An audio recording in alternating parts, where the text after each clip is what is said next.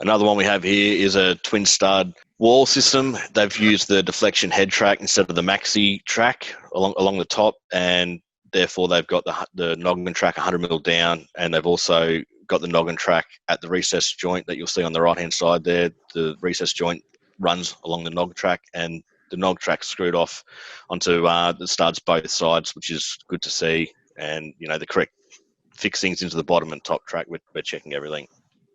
And with the noggin track, I think there's a differential between the manufacturers.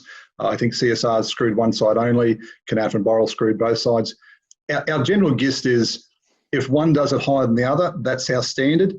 What we don't see is, because we obviously work across a lot of manufacturers, a lot of clients, and every board manufacturer you can think of, we just want to make sure that we're doing it to the highest standard and the guys aren't getting confused. Oh, this time we don't have to screw inside, last time we do. So generally speaking, we'll do that.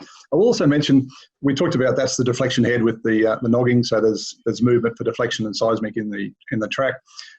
Quite often we'll get slotted deflection track, and there's issues around that from a seismic point of view and an inter-story drift challenges. Whatever the Form 15 is, and that's again a Queensland term, this is the structural engineer will design for seismic and wind loads and says what size we do. Generally, the manufacturers, the Studcos and the Rondos of the world are doing those Form 15s. That's what we need up front. That's what the CMP guys, sealing and petition guys, are doing. We can't change it. So if the Form 15 says we're going to use this method, as you're looking on the screen there, then that's the method you've got to do. Don't decide, we're now going to use slotted deflection head, because if you change it, you need to do your Form 15. The amount of time we come to site and we look at the 15, we look at what's been built and it's not the same, and we've got to level 28 because QBCC has been to site and have defected it.